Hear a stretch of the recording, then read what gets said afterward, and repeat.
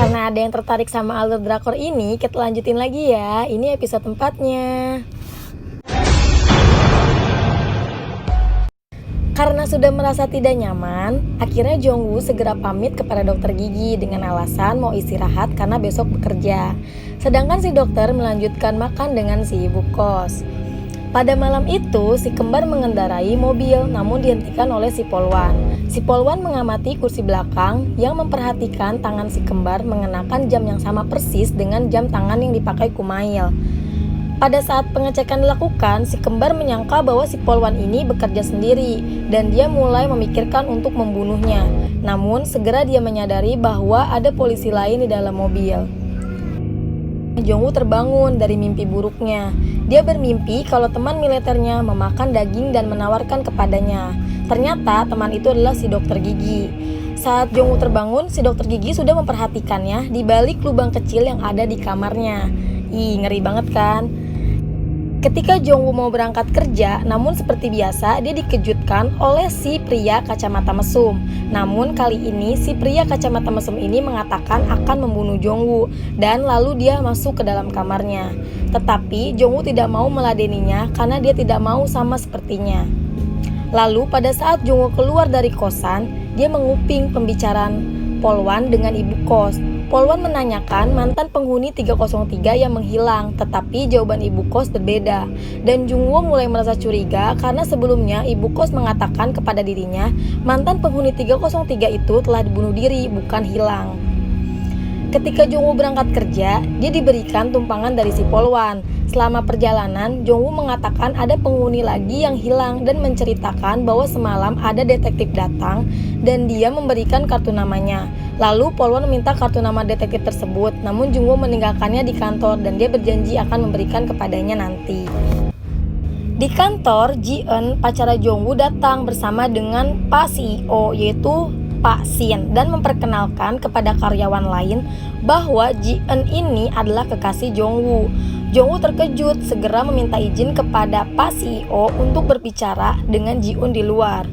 Jongwoo mengantarkan Ji-eun untuk berangkat kerja. Di saat itu, Jongwoo memperhatikan dari kejauhan melihat dokter gigi. Namun saat mobil melintas, dokter gigi itu sudah menghilang. Jongwoo merasa mungkin ini halusinasinya aja. Sedangkan di kosan Eden, ibu kos membawa wanita tua atau peramal yang dia temui di jalan. Dia menjamunya dengan memberikan minuman. Si kembar yang gagap ikut bergabung meminta untuk diramal. Karena si peramal ini sudah merasa tidak nyaman dan mau segera pergi dari tempat itu, tapi dia mulai pusing karena minuman yang diberikan ibu kos. Ibu kos lalu menghantam kepala si peramal ini ke meja dan membawa wanita tersebut ke lantai 4 untuk disiksa. Di kantor, CEO menawarkan daging, namun Jongwoo mengalami halusinasi membayangkan si dokter gigi yang menawarkan daging manusia. Jongwoo muntah di kamar mandi dan dihampiri oleh Byung-min yang tidak suka terhadap sikap Jongwoo. Jongwoo mulai frustasi dan emosi. Dia memandang wajahnya di cermin dengan mengatakan, "Haruskah aku membunuhnya?" Jongwoo perlahan tenang dan dia kembali ke meja makan dan meminta maaf. Sedangkan yang terjadi di kosan Eden lantai 4, si peramal dalam kondisi terikat dan ketakutan. Ibu kos meminta kepada si kacamata mesum untuk memberikan pisau yang diasahnya. Ibu kos mengayunkan pisaunya hingga membuat si peramal ketakutan. Namun dia hanya mengancamnya dan menyerahkan ke si kacamata mesum untuk membunuhnya. Lalu dia pergi. Di kantor, Jongwoo mengirimkan foto kartu nama detektif Lee ke si Polwan. Tak lama, Jongwoo dihampiri Pak Shin yang meminta Jongwoo untuk mengendalikan emosinya atas perilaku dia yang dianggap Jongwoo menghinanya. Lalu Jongwoo mencekik leher Pak Shin, namun itu hanya halusinasi Jongwoo semata. Lalu si Polwan menghubungi kantor detektif Cha dan mendapati kabar dari detektif lain bahwa detektif Cha sedang berlibur. Hal ini membuat Polwan mulai merasakan ada yang aneh. Lalu di klinik gigi, si Polwan bertemu dokter gigi psikopat itu. Terus dia mengoceh sendiri tentang kucing yang mati sampai orang yang hilang dan mulai mencurigakan penghuni kos yang aneh. Lalu karena banyak berbicara, dia menghentikan pembicaraannya dan meminta maaf.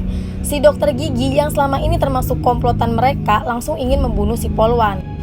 Si dokter gigi pergi untuk mengambil rekam medis dan dia mematikan CCTV lalu berjalan kembali membawa jarum suntik.